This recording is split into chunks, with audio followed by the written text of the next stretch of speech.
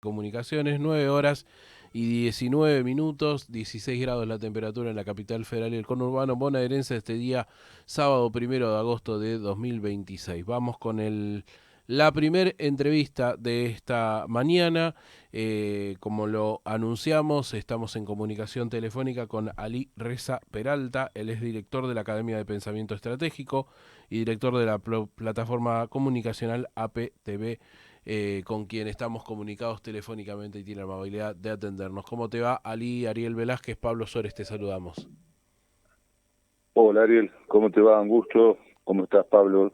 Muy buen día. Hola, Eddie. Muy buen ¿Cómo te va? Buen día, día. Ali. Gracias por atendernos en esta mañana. Bueno, como lo veníamos presentando en la presentación, valga la redundancia, de nuestro programa, estábamos hablando de lo que va a suceder este día jueves 6 de agosto, el tratamiento en el Senado de la Nación. Por ahora con alguna duda si va a salir o no la media sanción a la ley, a la modificación a la ley de tierras, conocida popularmente como ley de tierras, pero que bueno, lo presentan como ley de inviolabilidad de la propiedad privada, el gobierno. Y bueno, te convocábamos porque bueno, estuvimos leyendo un artículo muy interesante que publicaste en Soberanía sobre trilogía del enclave y lo que está en juego este día jueves con estas modificaciones que propone el gobierno de Javier Milei. Comentanos un poco cómo estás viendo este tema de la modificación a la ley de tierras y qué es lo que para vos está en juego este día jueves.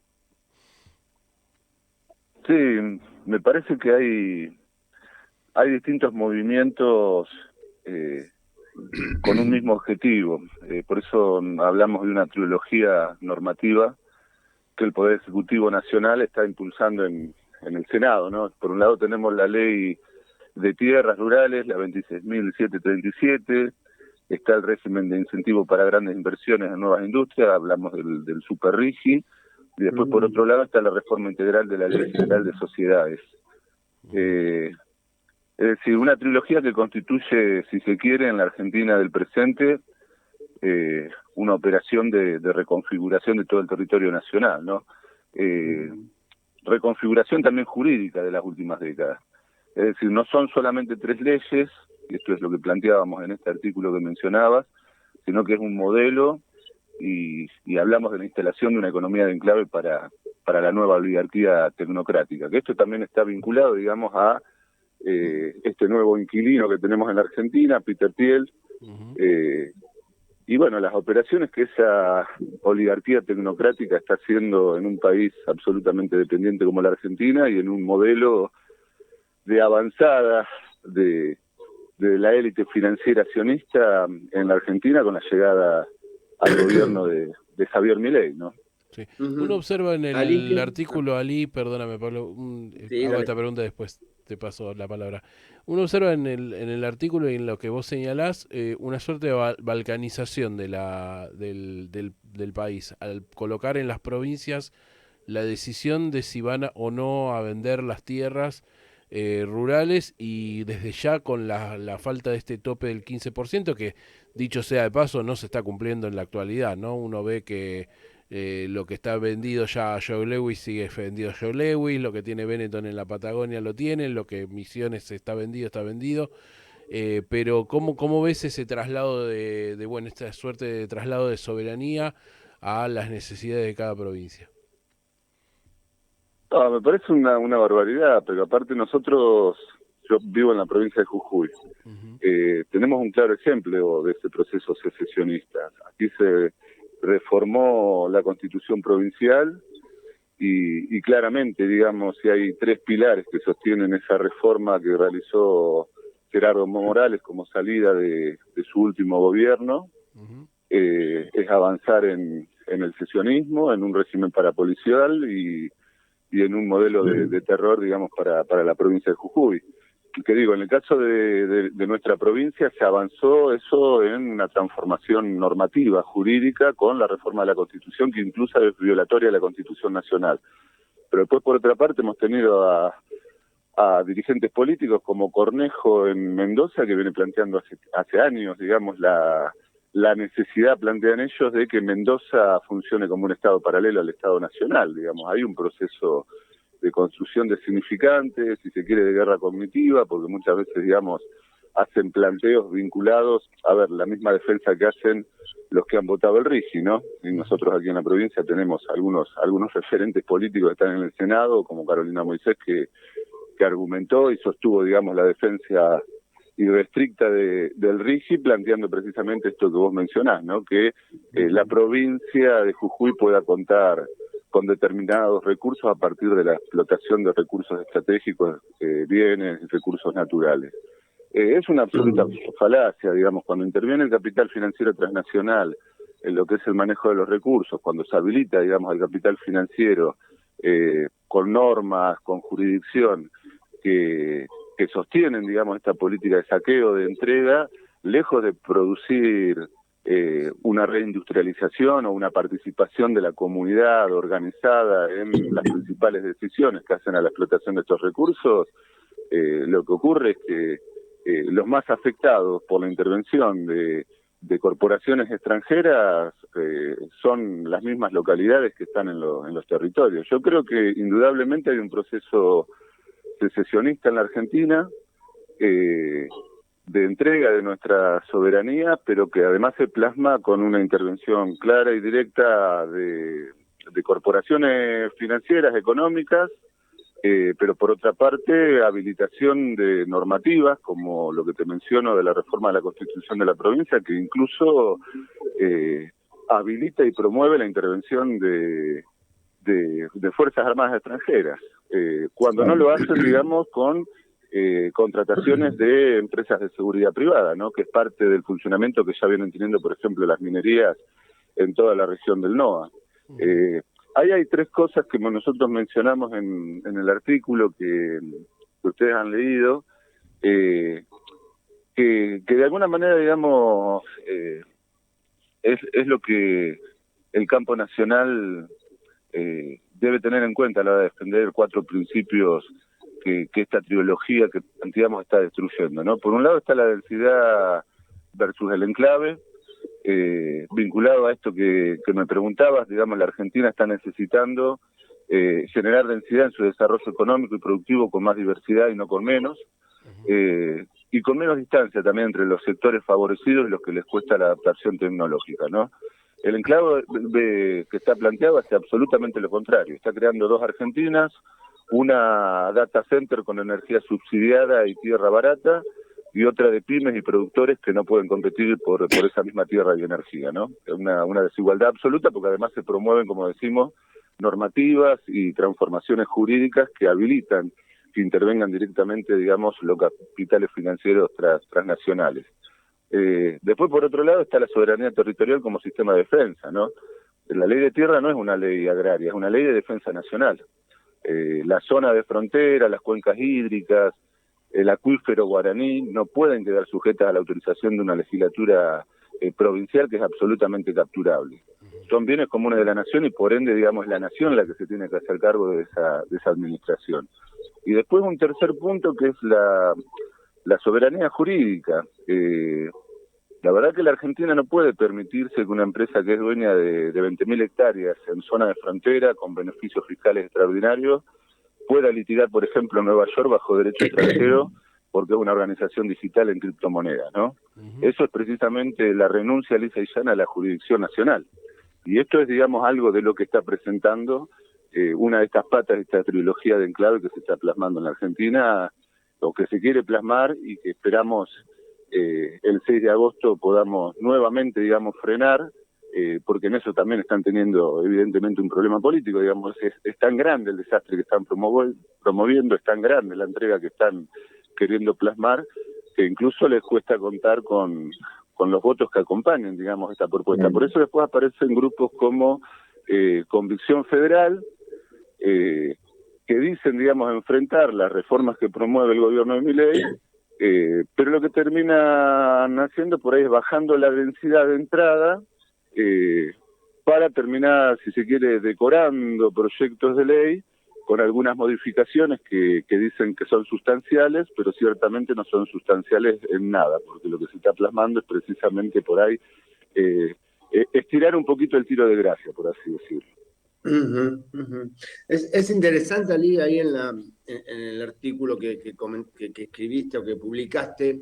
Es interesante cómo este emprendimiento lo que esconde detrás es, como hablas vos, una economía de enclave, pero básicamente todo, tanto lo jurídico como lo procedimental, va a ser manejado desde afuera, ¿no? En caso de que esta ley llegue a aprobarse. Es el punto final de la entrega de la soberanía, ¿no? Sí, algo de eso viene pasando ya hace un tiempo, porque nosotros hablamos, digamos, de lo que significa hoy la avanzada de este campo enemigo con el gobierno de Javier Milei. Pero también, digamos, es necesario poder plasmar en ciertos aspectos una profundidad sobre lo que ha pasado en los últimos años en la Argentina. Indudablemente, digamos, por explicarlo de alguna manera, porque por ahí, digamos, la terminología izquierda-derecha a mí no me termina de cerrar, digamos, para explicar la realidad. Me parece que hay cuestiones mucho más de fondo, pero para que se entienda por ahí el que nos está escuchando. Esta avanzada de la derecha con un gobierno manifiestamente sionista, como lo dice el propio Javier Milei, ¿no? Un gobierno claramente anglosionista y encuadrado en los intereses de el eje anglosionista norteamericano en la Argentina y en la región, ¿no? Porque en eso también Milei contribuye y su gestión a firmar distintos pilares en Latinoamérica vinculados, digamos, a esta avanzada que promueve particularmente Estados Unidos e Israel en la región. Pero digo, no arranca necesariamente con Milei. Me parece que tenemos que poder tener en algún momento una capacidad autocrítica de por qué el gobierno de Milei, digamos, finalmente está manejando el Ejecutivo en la Argentina y ciertamente las cosas que en algún momento deberíamos haber hecho, como por ejemplo avanzar en un proceso de nacionalización de la justicia argentina, como la nacionalización de sus Fuerzas Armadas, inteligencia, seguridad, no se plasmó en los gobiernos progresistas. Y esa falta de ofensiva que tuvimos en cuestiones fundamentales que no nos ataran de manos frente a una avanzada como la que tenemos hoy de este régimen que está gobernando en la Argentina, o este proyecto nuclear, digamos, de plasmar un cambio efectivo de régimen en la Argentina, que es lo que finalmente busca, digamos, este armado de la Libertad Avanza y la coalición, digamos, de gobierno. Nada, es lo que de alguna manera es el plan en curso, en desarrollo, y ciertamente lo pueden hacer porque hubo medidas que deberíamos haber tomado para limitar, digamos, el poder de fuego del campo enemigo que no lo hicimos en su momento y hoy eso nos juega en contra. Esto que mencionás, que determinadas cuestiones vinculadas a la soberanía jurídica estén siendo vulneradas porque precisamente organizaciones digitales en criptomoneda van a poder litigar en Nueva York frente a situaciones legales que se le puedan presentar en la Argentina, no es algo nuevo, digamos. O sea, así fue como los fondos buitres también ejercieron defensa en juzgados, digamos, internacionales, y a nosotros nos ató de manos para poder, digamos, cuestionar el papel que esos sectores especuladores y que intervienen directamente en nuestra economía pudieran hacerlo de la forma que lo han hecho y lo siguen haciendo al día de hoy, ¿no? Tal cual, el famoso Ciadi, ¿no? En su momento, en los gobiernos de Néstor Kirchner.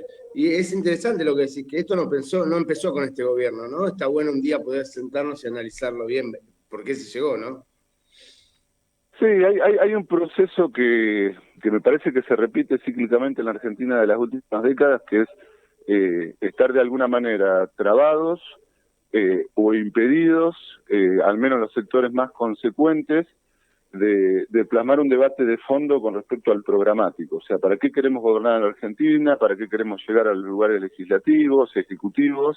Y eso implica que podamos entrar a discutir con profundidad temas estratégicos vinculados a esto que decía, la nacionalización de resortes fundamentales, discutir, por ejemplo, el papel del narcotráfico, la trata, el tráfico, cómo precisamente circuitos de economía criminal y cómo, digamos, avanzar en la desterritorialización del narcotráfico, que es un flagelo que no solamente, digamos, implica el envenenamiento de las generaciones más jóvenes, sino la intervención en el territorio de fuerzas de choque que incluso tratan de disciplinar hoy a nuestra comunidad.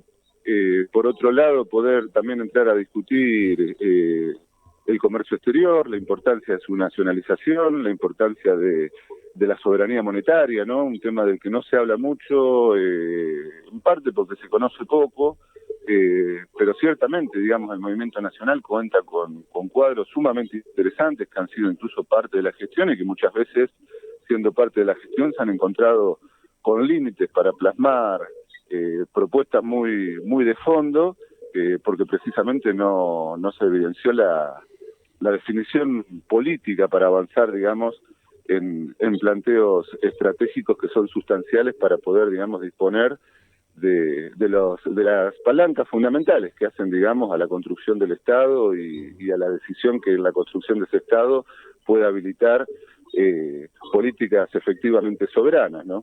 Creo que tenemos que avanzar en la Argentina en algún momento en un diálogo vinculante. Obviamente hoy tenemos a contramano la posibilidad de avanzar en ciertas cosas porque gobierna quien gobierna, pero también puede servirnos para evidenciar quienes desde el papel legislativo, ya sean senados como la Cámara de Diputados, tienen ese juego pendular, ¿no? Dicen a veces querer representar a los sectores nacionales, a los sectores populares, pero ciertamente quienes acompañen este 6 de agosto, esta trilogía de enclave que está promoviendo la libertad de Avanza, bueno, hay que identificarlos con absoluta claridad porque ciertamente son los que están contribuyendo en el remate de la Argentina. Muy bien. Es Ali Reza Peralta que nos dice esto, director de la Academia del Pensamiento Estratégico y de la plataforma comunicacional APTV, que le recomendamos lo sigan en las redes sociales y en los distintos canales. Ali, te agradecemos el contacto con Radiográfica, con Vamos al Frente, y bueno, te mandamos un saludo muy grande. Bueno, muchísimas gracias Javier, Pablo, y bueno, un saludo a la audiencia y en lo que uno puede aportar en medio de la lucha que estamos dando, siempre es un agradecimiento. No, gracias a vos, Ali, nuevamente. Muchas gracias. Muy bien, ahí pasaba Ali Reza Peralta de APTV, director de la Academia de Pensamiento Estratégico. Este jueves, al 6 de agosto, a las 12 del mediodía, está la convocatoria en la Plaza de los Dos Congresos. Luego, en la semana, seguramente FOETRA, la Concitel, los distintos organismos de los cuales formamos parte, vamos a estar afinando bien la convocatoria para movilizarnos contra estas modificaciones que propone el gobierno de Javier Milei. Siendo 9:36, nos vamos a la tanda y después de la tanda seguimos con más. Vamos al frente y lo despedimos. Radiográfica. Chao. Agenda propia. Sonido original. www.radiográfica.org.ar. Los clásicos del domingo. Apiladas deportivas por Carlos Zaira. Panorama sindical de Lucas Molinari. Fuentes seguras por Gabriel Fernández. Infórmate desde el pueblo y desde el sur. La Gráfica. Pensamiento nacional y popular. Desde 2005, recuperamos